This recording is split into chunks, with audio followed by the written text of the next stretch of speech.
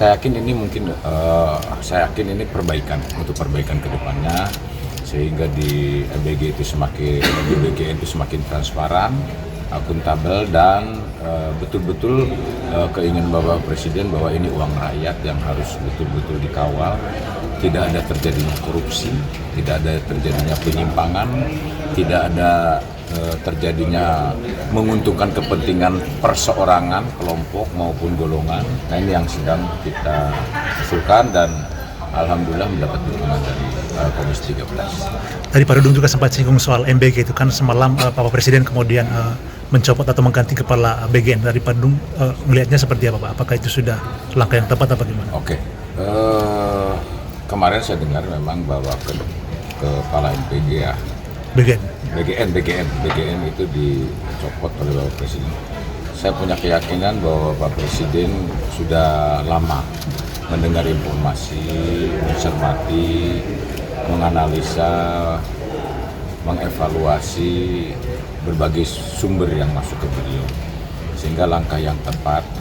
Saya yakin ini perbaikan untuk perbaikan ke depannya, sehingga di BGN itu semakin transparan, akuntabel, dan betul-betul keinginan Bapak Presiden bahwa ini uang rakyat yang harus betul-betul dikawal, tidak ada terjadinya korupsi, tidak ada terjadinya penyimpangan, tidak ada terjadinya menguntungkan kepentingan perseorangan, kelompok maupun golongan, tetapi betul-betul Bapak Presiden menginginkan bahwa ini untuk kepentingan rakyat.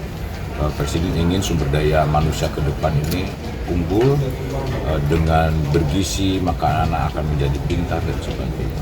Saya rasa itu Presiden, saya yakin Bapak Presiden sudah mendapat masukan-masukan, dan tentunya disampaikan oleh Mensesnek kemarin dari 1,5 tahun yang sudah dilakukan oleh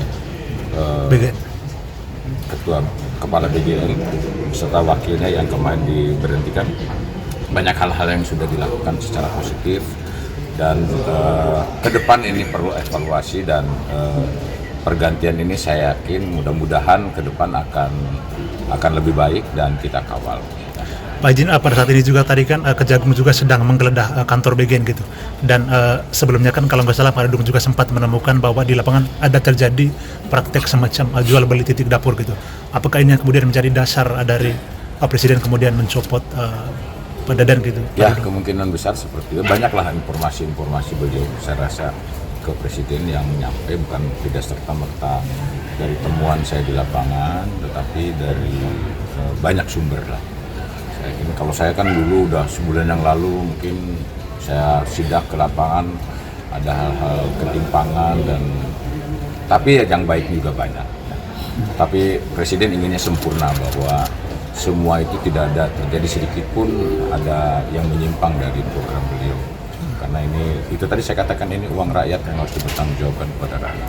Izin penegasan Pak Dudung, berarti itu kemudian salah satu faktor yang kemudian Bapak Presiden dalam hal ini mengevaluasi kepala BGN gitu, karena ada temuan. Pak, artinya rencana penggeledahan ini udah lama kalau memang sih Pak? Saya yakin sudah direncanakan. Bagaimana? Tapi dari Pak Dudung sendiri, apakah ada temuan lain sih Pak selain adanya praktik jual beli titik dapur gitu? Ya, saya pun dapat informasi seperti itu. Kalau saya lebih banyak melihat itu adalah bagaimana manajemennya sebetulnya yang harus diperbaiki ya. Niat baik Bapak Presiden untuk mencerdaskan anak-anak melalui program BGN ini, MBG ini, ya artinya tidak hanya sekedar makan saja, tetapi manajemen ini memang harus kita atur sehingga tidak ada celah-celah penyimpangan dimanfaatkan oleh yang punya dapur, punya yayasan, bahkan SPPG-nya sendiri, sehingga pastinya akan menurunkan kualitas. Ini yang akan kita kawal terus. Pokoknya saya akan cek di lapangan, dan saya temukan dan saya sampaikan ke wartawan. Itu aja. Saya nggak ada beban.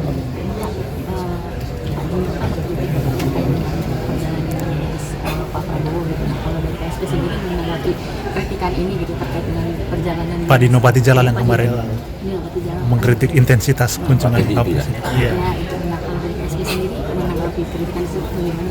Ya, kritikan itu kan boleh-boleh saja dan diatur oleh undang-undang juga ya. saya menghormati, menghargai bahwa apa yang disampaikan Pak Dino Patijalal dan bahkan Pak Teddy juga ya menjawab. Ya Teddy itu kan anak muda lah ya. Tapi setahu saya ya, gambaran saya, sekelas Bapak Presiden ke luar negeri itu pasti ada tujuan strategis yang lebih tinggi, yang tidak cukup dengan Zoom. Karena Zoom itu kan pasti ada kerahasiaan yang harus terjamin, benar nggak? Bisa termonitor, kita aja HP ini aja termonitor, saya ngomong kemana-mana nih, betul nggak? WA saya juga bisa termonitor oleh siapapun, bisa dibongkar.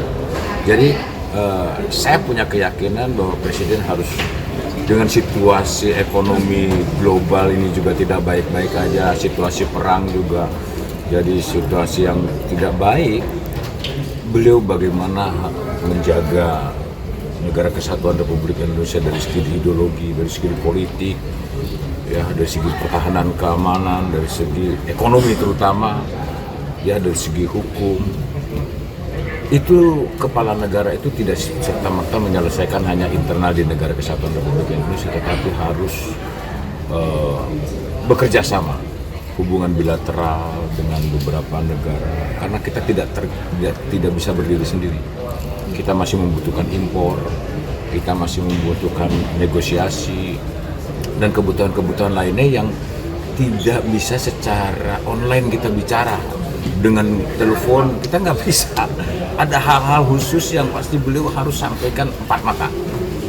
Nah itu yang perlu disikapi, ya, bahwa sekelas Presiden ke luar negeri itu, saya pun ke luar negeri ada izin, ada maksud dan tujuan, dan kita laporkan, kan begitu. Sekelas saya saja, sekelas menteri juga, tidak serta-merta.